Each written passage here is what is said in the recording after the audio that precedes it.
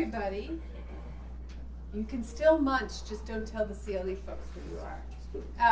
I'm really so pleased to introduce Professor Michael Solimine, who is the Donald P. Kleekamp Professor of Law.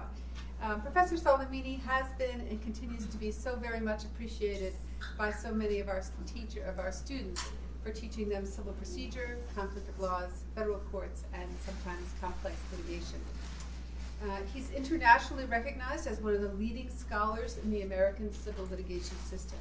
His scholarship has focused on appellate litigation, empirical studies of aspects of civil litigation in federal and state courts, and the doctrinal implications of similarities and differences between federal and state court structures, and then, of course, the decision-making by judges in those courts. His work has been cited and discussed in more than 1,300 books and articles. And then I should add, as was mentioned earlier today, that one of his law review articles was recently cited by the United States Supreme Court. Before he joined the College of Law faculty in 1987, Professor Solimine practiced law as a civil litigator at the Dayton office of Porter, Wright, Morris, and Arthur. He's a Summa graduate and a university honors graduate of the Wright State University, and he received his JD at Northwestern, where he was the articles editor of the Journal of Criminal Law and Criminology. After graduating from law school, he clerked for the United States District Court Judge Walter Rice. But we are so lucky that he has been at the College of Law and taught so many students over the years all the things they need to know, or many of the things they need to know about civil procedure. So thank you, Mike, for taking on this crowd. Thank you. They're a nice crowd. Okay, well, thank you, Marjorie, for that very gracious introduction. So it's good to be here. I recognize some faces and look forward to chatting with you about the topic of standing. And so this comes up, I think, in a variety of circumstances. At law school, it's taught informally in the federal courts class, but it comes up in a variety of circumstances, and so they cut across different areas of law. So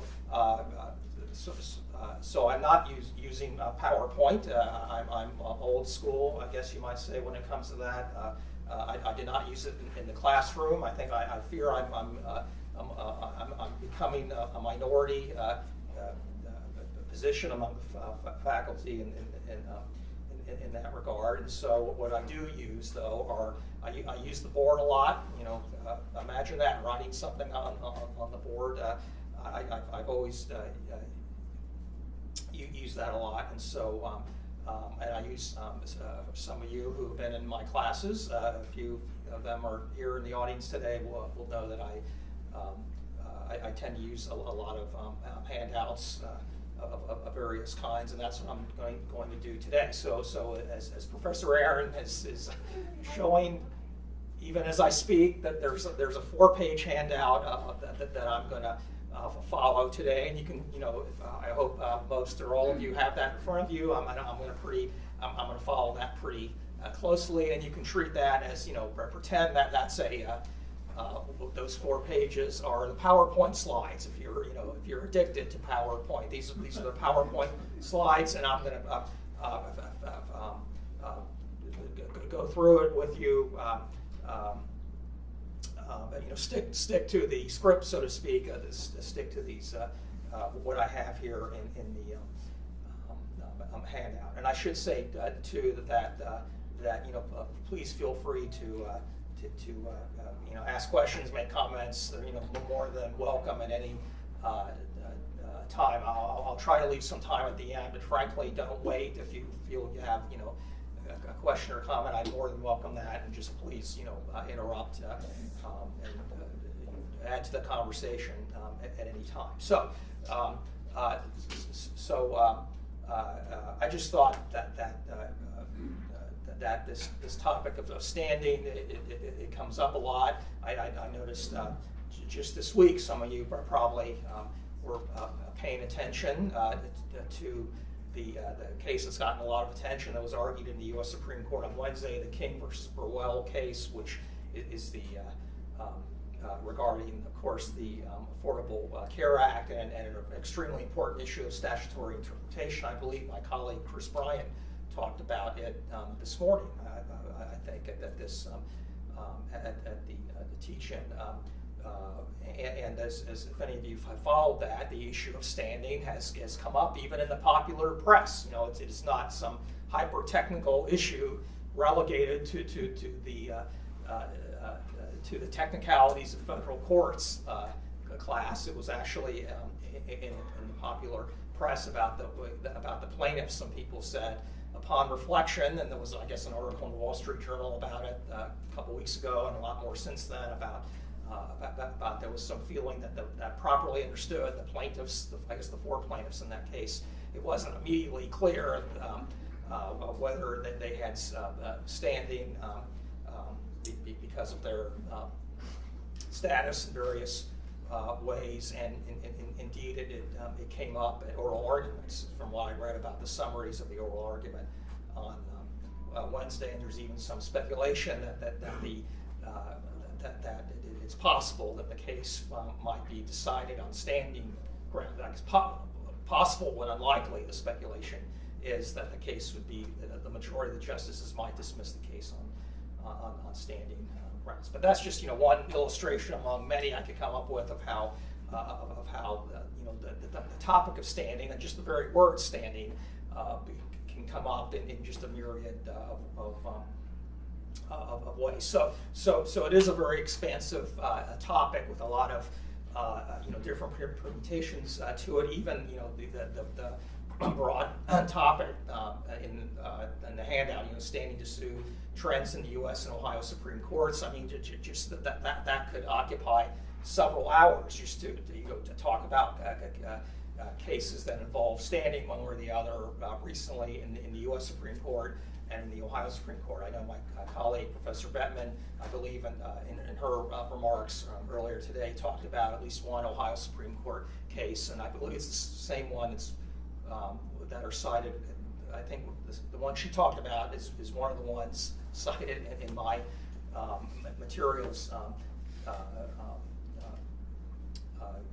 here. So anyhow, the point is, you know, it's a vast but interesting topic, and I just, you know, had to make hard choices of what to talk about, and so I decided to focus for the most part on 2 topics that at least two topics within the larger universe of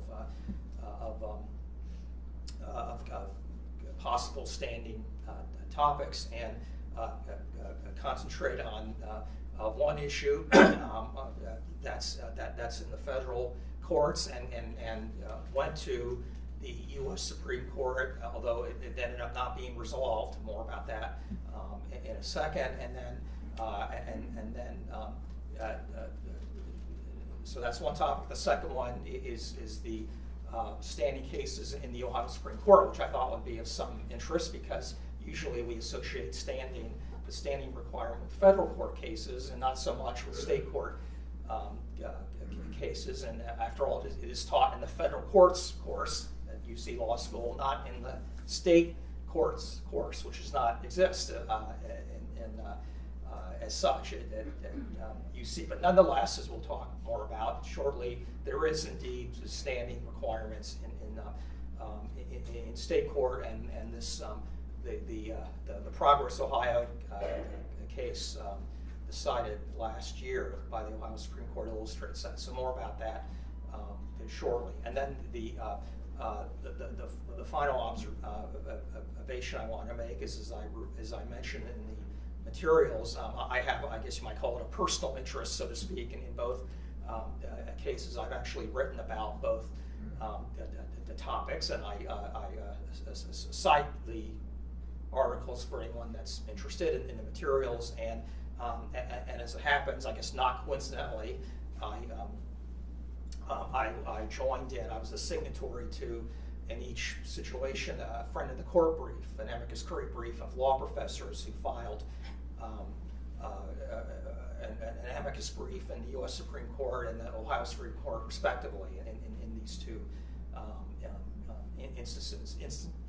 So I have, I have some interest in that. So, okay, so that's kind of in broad brush what I hope to do, and hopefully we'll have time to talk about at least some aspects of both topics. And again, I welcome any comments at any point. So, okay, so let's start off then with standing in federal court. And as I outlined, I'm here a particularly contentious issue that the Supreme Court has not spoken clearly on, and then they passed up a chance in 2012 to shed greater light on the issue. More about that in a second. Is this issue of when, if ever, can a statute passed by Congress supply standing to a plaintiff when it would seem the plaintiff wouldn't have standing in the absence of the statute.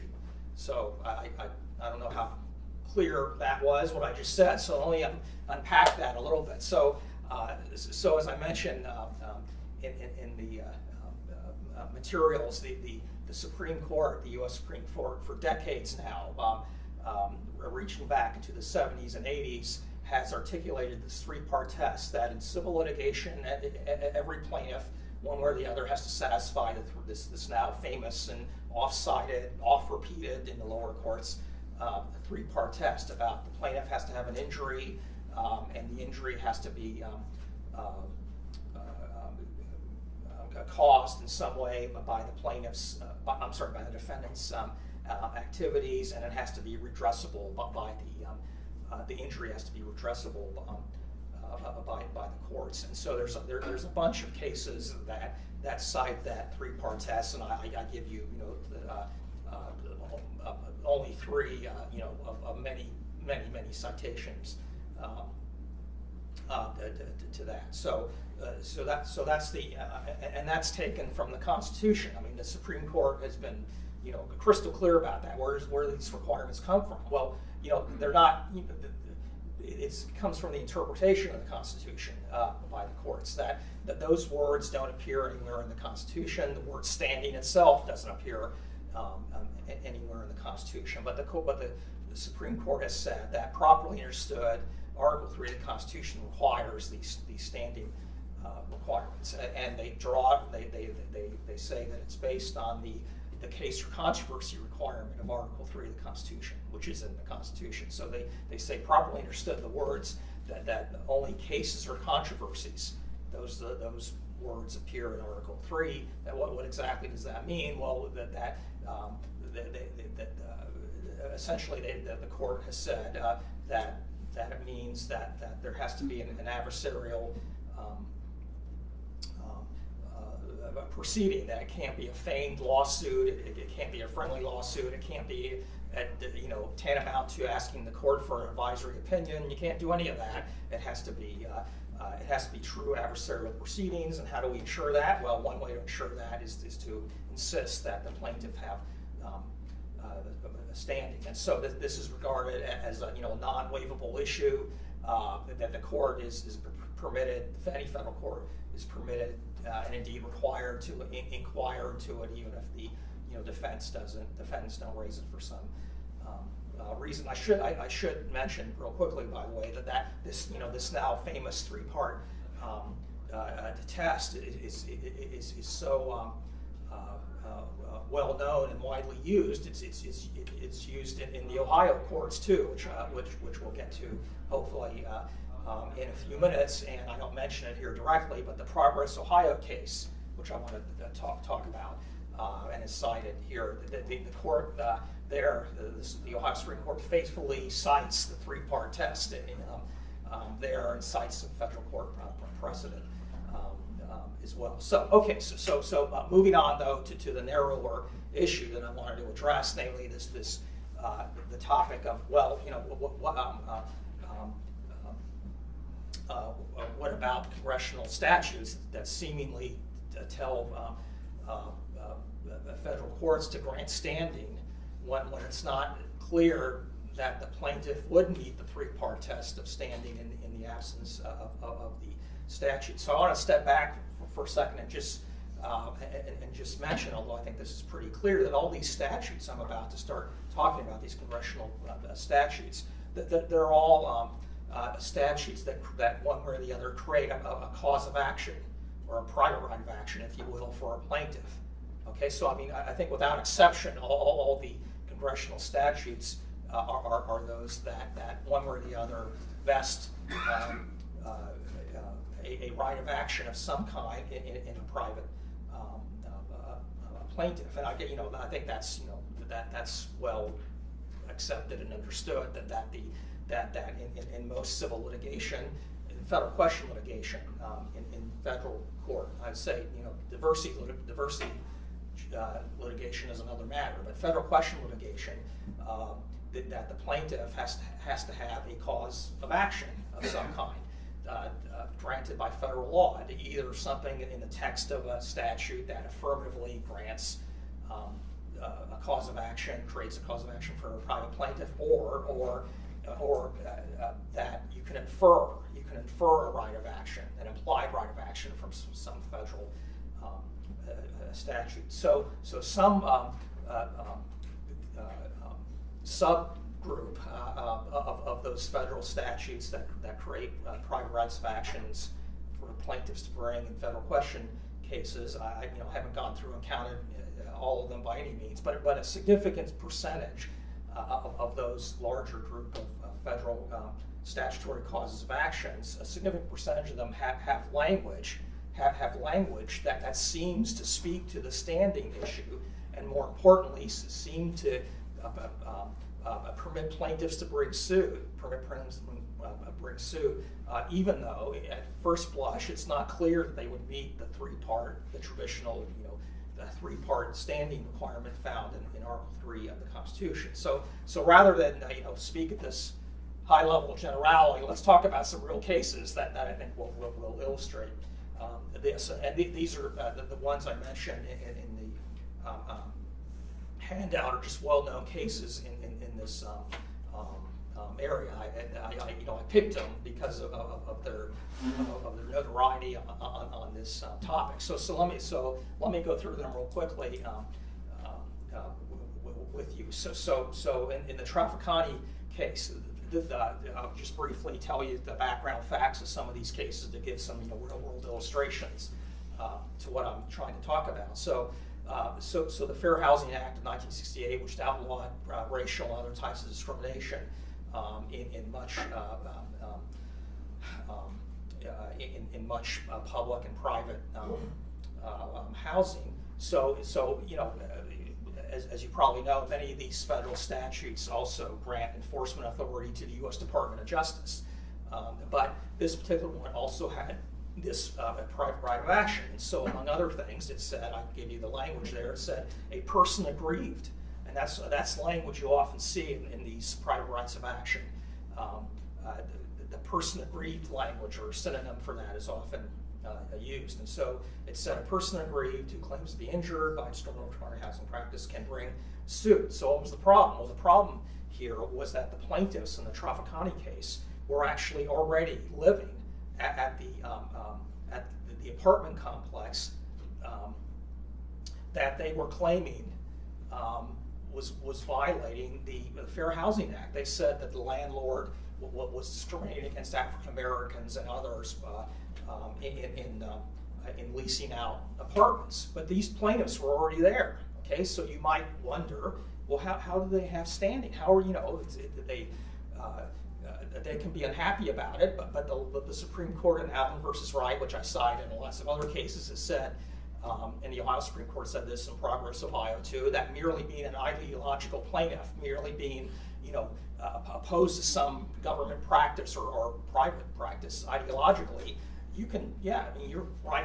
You have your, if you want to oppose something ideologically, that's fine. But that doesn't, disagreeing with something as a matter of policy doesn't, give you an injury for standing purposes. You have to be injured, directly injured, or palatably injured in some way. So you might wonder, well, how do these two people, who were living already the complex, how can they bring suit? Well, the Supreme Court said they couldn't bring suit. Why? Because they said that they are aggrieved persons. They said in their lawsuit that it's true that they were already living at the apartment complex, and they weren't. And there was one white plaintiff and one African American plaintiff, as I'm recalling, and they weren't being threatened to be thrown out or anything like that. But they said they were suffering and hence injured and hence aggrieved because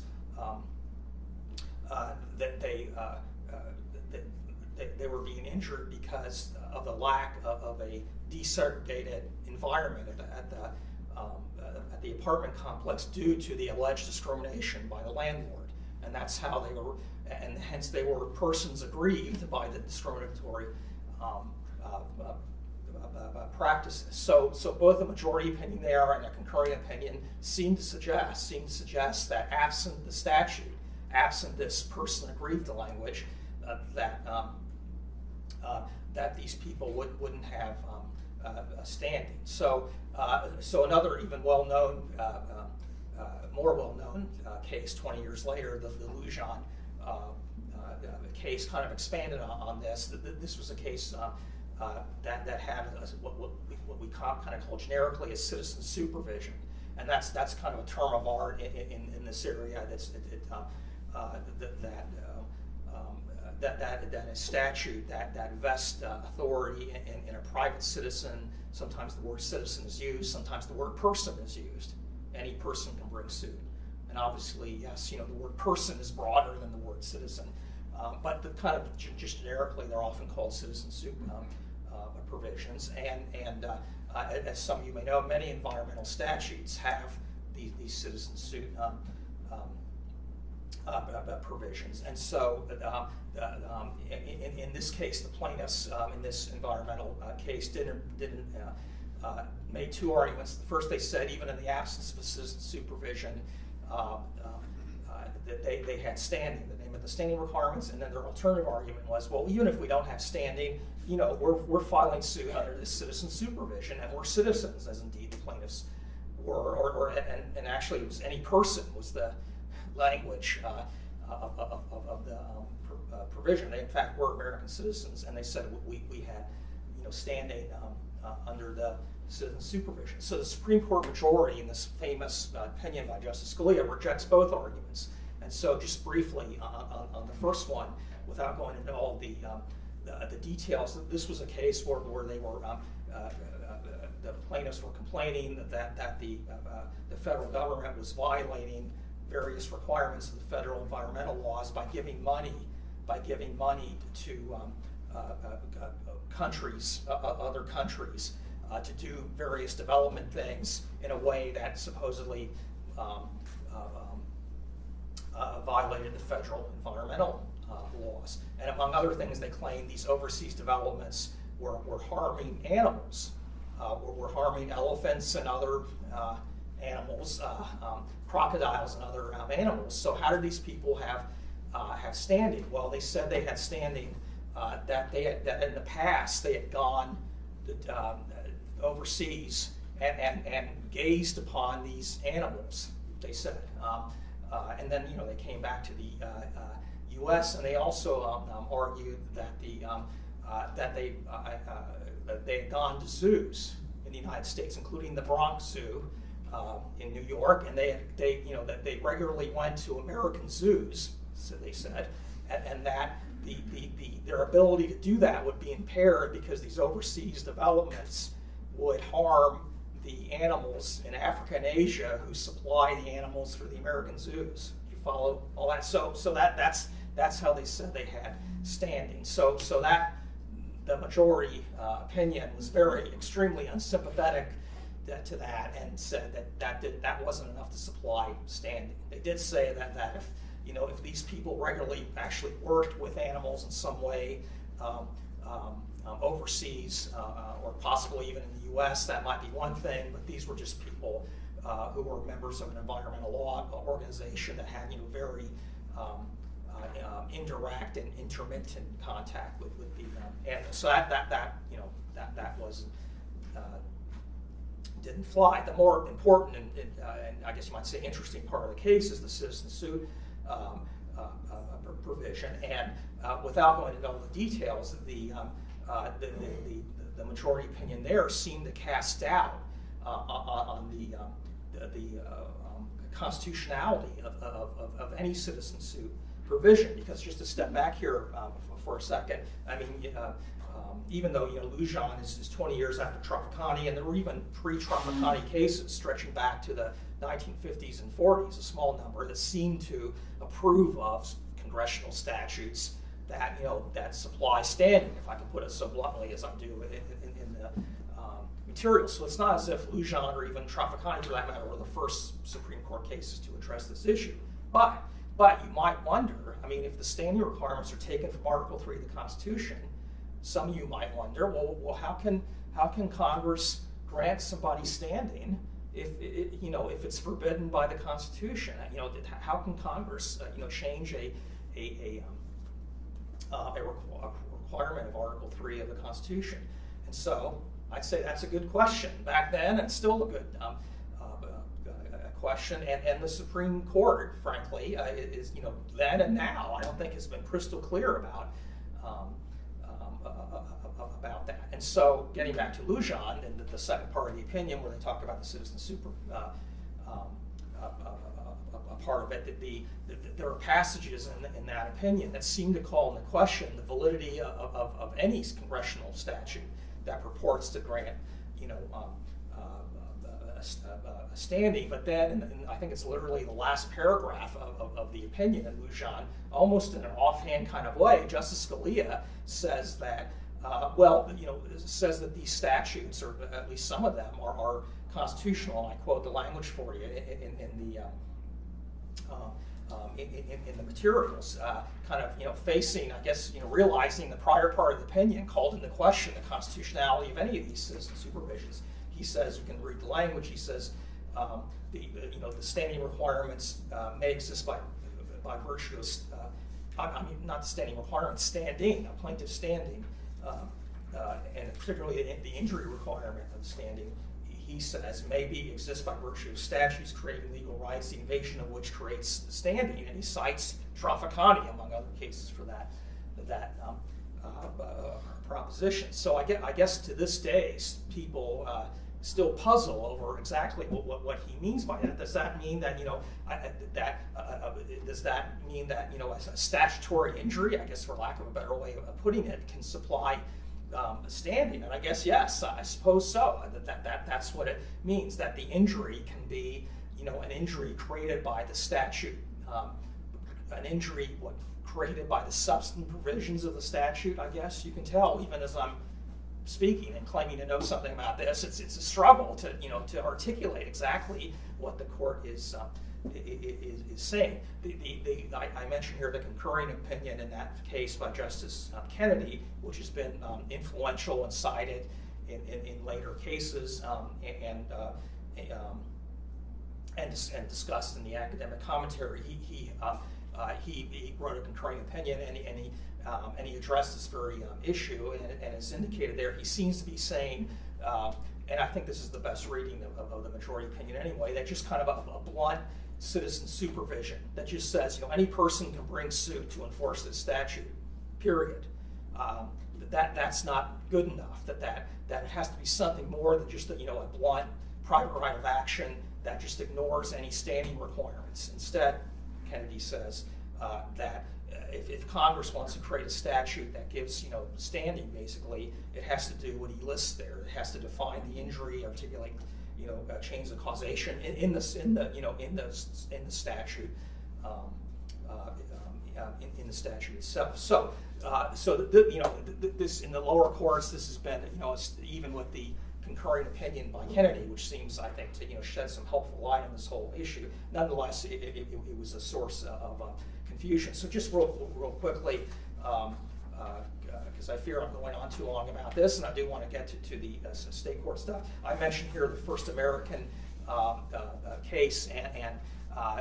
this was thought to be would shed light on all this, but one way or the other. As I mentioned here, it was cert granted, orally argued in the U.S. Supreme Court, and then the Supreme Court, as it sometimes does, dismissed the writ of certiorari as improvidently granted. They dig the case, as they call it, and as is usual when they dig cases, or when the Supreme Court digs cases, there's no explanation of why they dig the case. There's simply one line that says we dismiss the writ of certiorari as improvidently granted, and that's what they did here. So we don't know why they digged it, which is they prefer, by the way, to use not dug the case. They dig that they prefer to use dig, and so time doesn't permit me to go into all the details about First American, but the long and the short of it was that there indeed was a private right of action there under that statute, and it said the plaintiff could either sue for actual damages, okay, or statutory damages, and that's again very common in these statutes. And the statutory damages was something to the effect, I don't have it memorized, but something to the effect like between $100 and $1,000 the court can award in statutory damages per plaintiff, between $100 and $1,000. And that's what happened here. The plaintiff here didn't claim to have any damages. She said that in a somewhat complicated case involving title insurance, and she did buy a house, and there was a closing and so forth. But during that whole process, she argued the way that title insurance was supplied to her, she said, violated this federal statute that's mentioned here. But she never claimed that she had damages. The amount, the closing costs, didn't go up because of that or anything. She wasn't charged extra. This is her saying that she conceded she wasn't charged extra for this, but nonetheless she argued that the REPSA, I guess that's the acronym, was violated. So, and she wanted statutory damages, and of course the defendant then said, well, no, you can't even get statutory damages because you don't have standing, period. And just because the statute purports to give you statutory damages, that's not good enough. That you have to have Article 3 standing, and of course that revisits that's basically the same issue that's addressed in Traficani and Lujan and other cases, and the Supreme Court in its wisdom decided not to decide the case. They actually dig this case on the same day that the first challenge to the Obamacare, the Sebelius case from 2012, was the exact same day. The last day of the term, I guess it was in June sometime. That sucked up all the attention, as it should have. But on the same day that barely got any attention, they dig the Edwards case. So I don't quite know what to make of all that. Just a few other things, because I do want to move on to the state court side of things. I mentioned here, and I've already mentioned it, I guess, that lest you think this is really a highly esoteric topic that's somehow confined to a tiny number of statutes. It's not. There's actually I already mentioned that many environmental statutes and other statutes too have these so-called citizen supervisions, and a close cousin, if not a brother or sister, of these citizen supervisions are these so-called private attorney general's provisions in many federal consumer protection and other statutes. And I guess by that I mean where the plaintiff doesn't have an injury in any real sense of the word. If they do have an injury, they probably supply the standing requirements. Okay, but I mean, if they don't have an injury of any kind, and they only can go for so-called statutory damages, that's what I think usually private attorney general's provisions are aiming at. And there's quite a long list. I mentioned some in the materials here. That there's others, many other examples. And if you go look up the private right of action in these statutes, sure enough, you'll see language that's like the person aggrieved language or some other language that seemingly empowers plaintiffs to bring the suit and have standing, even when it would seem that there's a serious question of whether they have a standing. I mentioned just this Hammer case. It's just a real interesting case. If anyone's interested in further pursuing this topic, that's a great case to look at. It's a very recent case. It's 2-1, and it's just a real good summary of all I'm trying to share with you this afternoon. I think it speaks for itself that this was and I'll just briefly mention that this was a case where the plaintiff got I want to say a credit card, but actually it wasn't that. It was a card from Sam's East, which is a part of Sam's Club, and the receipt that they got for some transaction printed all the numbers on their card. Okay, and this federal statute says you can't do that. You can only print the last 4 numbers or something, like with many credit card transactions. And so this plaintiff didn't claim to be damaged by it. How are you damaged exactly by it? I guess you could, right? I mean, if someone invaded your privacy or stole something from you or hacked you or something because of the violation, then I guess you could claim, possibly some kind of injury. But there was no claim about that. This was just a slip-up by Sam's that didn't injure anybody, or so it seemed. But the plaintiff in Hammer said, no, I'm still suing because I don't have any actual damages, but that's okay. The statute permits me to get statutory damages for a violation, and that's how the plaintiff there sued. So the majority says, yeah, you can do that. See Lujan citing Trafficani and so forth. And then the dissent, took a much narrower view of the precedents, and there's lots of discussion in both opinions, actually, of the Edwards case. Even though Edwards is actually not decided by the U.S. Supreme Court, there's a lot of discussion of Edwards. So that's just a very recent real-world example of how this issue is still percolating in the lower courts, and I assume it'll go up to the U.S. Supreme Court once again. It's hard to believe that that they can dodge the issue. So I just mentioned at the very bottom that I joined in a friend of the court brief of law professors in the Edwards case that supported the plaintiff. We said in the friend of the court brief that there should be standing, and both in my earlier article and in this friend of the court brief, we paid, as you might guess, a lot of attention to the Kennedy concurring opinion, of Justice Kennedy in the Lujan case. We latched onto, and we said that Congress is not free to do anything in this regard.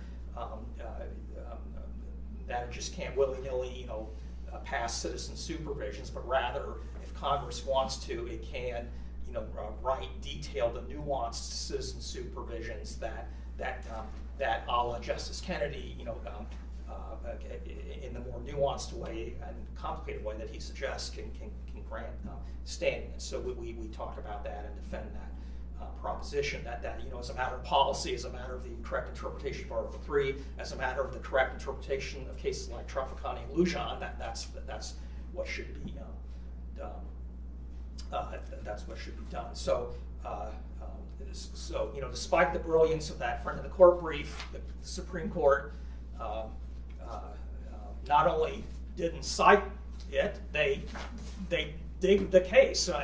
Maybe they were sort of disgusted by the amicus curiae brief. I don't know. They were so turned off by the brief, they didn't. They chose not to decide Edwards. So I don't know what to make of all that. So okay. So moving along. Let's move on to the third and fourth pages of the materials. I want to talk about standing in Ohio courts for the time I have remaining here. So I've talked a lot about the case or controversy requirements of Article 3 of the U.S. Constitution, and of course, as we all know, those of us who have litigated civil litigation in the state courts of Ohio, there is no analog to the case or controversy requirements of Article 3. There is indeed Article 4 of the Ohio Constitution, which is the analog to Article 3 of the U.S. Constitution, and the Article 4 does resemble in some ways, the entire Ohio Constitution in some respects, resembles the federal Constitution, which should come as no great shock. But one difference between the Ohio Constitution and the federal Constitution is there's simply no mention anywhere, any direct, explicit mention of a case or controversy requirement in the state courts of Ohio, and that's true of a lot of other state constitutions. Nonetheless, for a long time, the Ohio courts and the courts of other states, I might add, have followed the standing requirements, more or less, of the federal Constitution as articulated by the federal cases cited earlier. So the U.S. Supreme Court itself, is in the Orozco, Sarko case from 1989 that I cite there, as recognized, I think correctly by the U.S. Supreme Court itself, that state courts are under no obligation to follow federal standing requirements for their in terms of civil litigation in their own state courts. The Supreme Court, the U.S. Supreme Court, has said for eons that Article 3 of the U.S. Constitution, by its terms and by its interpretation, simply does not bind state courts at all. So state courts are simply not bound by the case or controversy requirement language. But here's the big but. As the U.S. Supreme Court observed, state courts, if they want to, can voluntarily follow the federal standing requirements, and that's indeed what the Ohio courts, and I might add, I don't give you any citations to this, but the state courts of other states have done the same thing. Indeed, I think that I can fairly say that the majority, indeed the vast majority of the American states, at least in most civil cases, voluntarily follow federal standing requirements. So we go through all of this in the friend of the court brief that we filed in the Progress Ohio case that I cite at the end of the materials, as articulated in that brief, and you can of course easily find this on the website of the Ohio Supreme Court. That in that brief we trace it back to, I think, 1910. I think 1910 was the first Ohio Supreme Court decision that cites federal standing requirements as good law to be followed in the state courts of Ohio. And of course, there's been many such statements since then. And I'll give you citations to that effect. I think that the Schwartzwald case that's cited there, I think that's the one Professor Bettman was talking about. Although she might have been talking about a separate case involving, real estate transactions, but I think it was that case. And there are copious references in Schwartzwald and many other cases to the federal standing requirements. But there has been some exceptions, and I mentioned that these very well known exceptions that I'm sure is pretty familiar to many people in this room. And the Sheward case is one of those well-known exceptions. This was a challenge to the 1996, as I say there, Tort Reform Act, and it's worth mentioning how that challenge came up. It was the group of lawyers who were litigating cases, and they said that that this new Tort Reform Act was going to improperly, impact their cases. So they filed, rather than wait for the normal course of litigation to take place and raise that issue as in kind of a normal appellate way, if I can label it that way, that they filed a writ of mandamus in the Ohio Supreme Court, and the issue of standing came up. They said, where do these, how do these lawyers and other plaintiffs have standing? How have they been injured? It was just at the outset of the litigation in the lower courts. The trial courts hadn't even applied this new Ohio law, much less in a way that somehow injured these lawyers and their clients. None of that had happened yet. It was kind of a preemptive attack, if I can label it that way, in the Ohio Supreme Court on the constitutionality of the statute. And I think it's fair to say, and to its credit, the Ohio Supreme Court itself, the majority in Sheward, recognized this, that they don't have standing under any, under the traditional three-part test. Nonetheless, in a very hotly contested decision on this point, the majority of the Supreme Court said that there was a standing, and I did briefly tell you about what they said. They said it was a public right, that when there's a public right involved, and they tried to give some definitions as to what that means, and that's on page 3.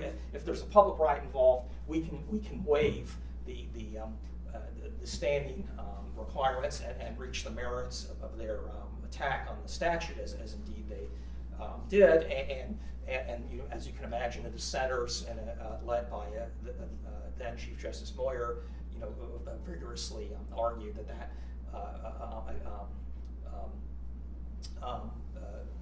against that, and they basically, the dissenters basically said a couple things. To be fair to the majority opinion, there were some prior cases from the Ohio Supreme Court, some going back a number of decades, that did seem to say that when there's a public right involved, which of course went undefined in any helpful way, when there was a public right involved, plaintiffs could bring the suit even if they seemed to not satisfy the standing criteria, or at least you could imply.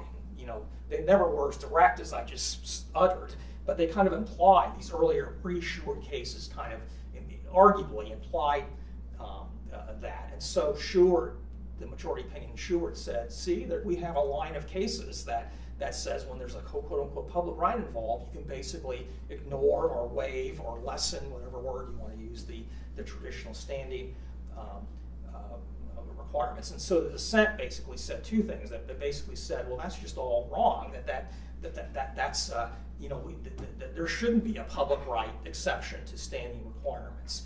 And they argued persuasively to me that there's nothing in the Ohio Constitution or in particularly Article 4, that says there should be such a thing. And then their backup argument was that even if there is somewhere in Ohio jurisprudence there is a public right exception to traditional standing requirements, it ought to be interpreted in a very narrow way, only for the most extreme of circumstances, the most compelling of circumstances, and this was not one of those circumstances. So said the dissent in Sheward. But be all as it may, that I think it's fair to say the Sheward case, if taken seriously, would potentially open up a big hole in the standing in the standing requirements. Much would depend, of course, on how you define the term public right. The majority in Sheward said it was a public right, but didn't give a great deal of insight as to what was a public right.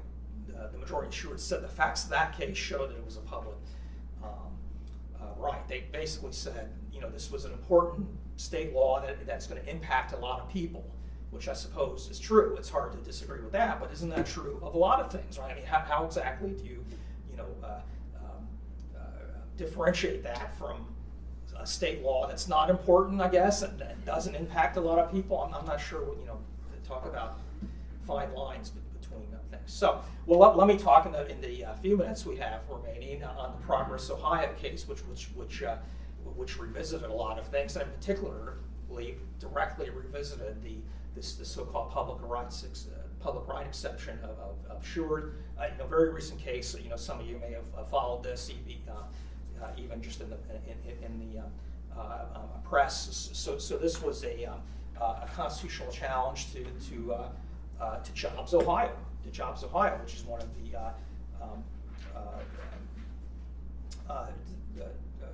the initiatives of Governor Kasich, particularly in the first Kasich administration. And so this was challenged as being unconstitutional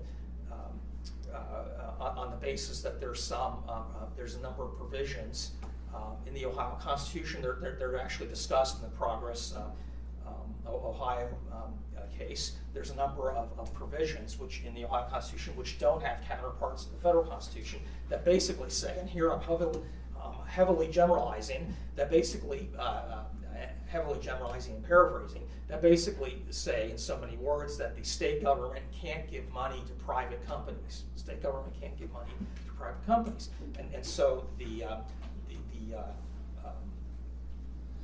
and so I'm not, I'm completely agnostic, frankly, on the merits of the case. And in fact, the case only involves standing, and the friend of the court brief that I described on the last page only spoke to the standing issue. But frankly, with all, I'm completely agnostic on Jobs Ohio. I have nothing to say about the pros and cons of the Jobs Ohio. But frankly, the plaintiff's argument, I think is not trivial, or it's not frivolous. That when you look at how they set up Jobs Ohio, it does. I'm trying to use lawyerly talk here. It's in tension with those provisions of the Ohio Constitution that seemingly prohibit the state government of Ohio from giving money to private companies. So just my point is, I don't think it's a frivolous case on the merits. Interesting, as some of you may know, the ideological makeup of the plaintiffs. There was two members of the Democratic Party in the Ohio General Assembly, but they were represented by the 1851 Center for Constitutional Law, which is something you may know is closely associated with the Buckeye Institute, and which is a conservative/libertarian public policy group in Columbus. So it's interesting that they, people from what some people might call ideological extremes got together on that. And that wasn't a mistake, by the way. When you go to the website of the 1851 Institute, which, by the way, is the 1851 Center, that's named after the second Constitution of the state of Ohio. The first one was in 1803. The second one is in 1851. So the 1851 Center says we have to get back to our constitutional roots and so forth, and so that's why they call themselves. And so they were very proud of them linking up with seeming ideological opposites. So anyhow, getting back to the standing issue, then the problem here was, well, how do these plaintiffs have standing? They conceded, to their credit, they conceded that they weren't injured in any way by the existence of Jobs Ohio. They weren't injured in any direct way as required by the traditional standing requirements. I think they're absolutely right, and to their credit, the plaintiffs in the 1851 Center didn't try to make some frivolous argument that somehow they were injured. To their credit, they just said, we're not injured in any direct way, but they said this is a public right. This is a public right, and under Sure, we should be able to bring suit. This is an important statute, the Jobs Ohio statute. It affects a lot of people, they said, and so see Sure, we should be able to bring suit to challenge it. So the lower courts threw it out on standing grounds, rejected that argument, and it only goes up to the Ohio Supreme Court on standing. The merits of the case were not argued, and so on the last page, I briefly summarize what happened. The friend of the court brief that I joined made two arguments that, and it was basically paralleled the arguments made by the state government in the case. So the two arguments were that there shouldn't be any public right exception in Ohio, and that hence Sure should be overruled. That was our first argument, and the second argument is that even if there is a public rights public rights exception. It ought to be interpreted in a very narrow way, and that this Jobs Ohio Act, whatever else you, however else you might describe it, it's not of such importance and such broad impact that you should permit a lawsuit by a plaintiff who lacks standing. We compared it unfavorably, if you will, to Sheward. I mean, at least in Sheward, whatever you want to say about Sheward, the 1996 Tort Reform Act, it did impact the prox liability cases in every in all 88 counties, all common pleas courts, and obviously affected a lot of cases. And in contrast, the Jobs Ohio Act on its face doesn't affect it doesn't affect any litigation. It only affects I guess what affects people who do business, I suppose. It's hard to articulate an injury that you can disagree with it on ideological grounds. Even the Ohio Supreme Court in Progress Ohio says such a thing. But they say just because you disagree ideologically with something doesn't mean you have it doesn't mean you have standing. So the Ohio Supreme Court in a 5-2 decision refuses or says we don't need to overrule Sheward, but we're going to properly interpret a Sheward that does not apply here. The exception to standing in Sheward. But I must say, go read it yourself if you don't disbelieve me. It is not a real long opinion, Progress Ohio. It doesn't go into a great deal of detail, at least the way I see it, of why, not why exactly. Why doesn't Sheward apply here? I mean, it's all in kind of in one paragraph, and with all respect to Justice French, a not real helpful paragraph either. It basically says in a somewhat conclusory way that, well, the Sheward doesn't apply here. This is not the type of public right contemplated by Sheward, and therefore we don't need to overrule Sheward to resolve this case. And that's fine. I mean, that's what we argued. That's what I argued with my other people in the front of the court brief. So I'm agreeing with the holding, but I'm not sure more reasoning would have been helpful in that.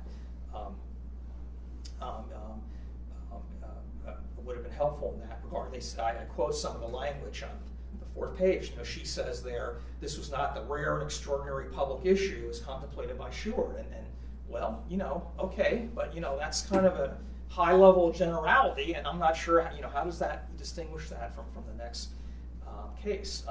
Some people, I suppose, would say Jobs Ohio is actually, it was touted by Governor Kasich as this real important thing. He's regularly referred to it since then. It's not some obscure state law no one's ever heard of. I mean, some people would say it is, an important public issue. You could cite Governor Kasich for that proposition, but I guess not good enough, according to Justice French. And then real quickly, I know I'm about to run out of time, the plaintiffs made an argument that I haven't mentioned already. They said their status as taxpayers, as indeed they were. They indeed were Ohio taxpayers. They said their status as taxpayers should supply standing. As you may know, in federal court, there's a long line of cases that say your status as a federal taxpayer, or much less a state taxpayer, does not give you standing, except in some very extremely limited circumstances involving the Establishment Clause of the First Amendment. But beyond that, other than that, in federal court, your status as a federal taxpayer doesn't give you standing. Even though, yes, if you pay, you could say, well, isn't my paying federal taxes, isn't that an injury? No, the Supreme Court has said for decades that that's not enough to supply standing. The same is true in Ohio and most other states, that being a state taxpayer in and of itself doesn't supply standing, which is not to say, I mean, there is, as you probably know, there is a statute I cited here that says that under certain circumstances, when you're a municipal taxpayer, as many of us are, that if you, there is a statutory provision that municipal taxpayers, if you jump through certain hoops, can bring a suit and i.e. have standing in the state courts of Ohio to do that. But it's long been held in Ohio and other states that being you know what I said, state taxpayer with a capital S. I mean, paying taxes to the state of Ohio in and of itself doesn't supply standing. And so I'll give them credit. The plaintiffs insured kind of tackled that head on and said that, well, we think that ought to be revisited. This is the sort of case, this is a statute like this ought to be, you know, attackable by people in Ohio, and one way to do that is to say taxpayers can bring suit. And so Justice French didn't have any trouble with that either. In fact, she even said, correctly as far as I can tell, that they hadn't raised that issue. They had not raised that issue. The plaintiffs here had not raised that issue in the courts below, and for that reason alone, she rejects the she rejects the argument. So I've been very rude and not left any time, I'm afraid. I think we may have 60 seconds or so. If anyone wants to bring anything up. If not, I think we should adjourn in just a moment here, and I'll hang around for a while if anyone wants to chat about these standing things or anything else. So I think it just turned 2:10, and I think that's when we have to adjourn. So we'll stand adjourned. Thank you.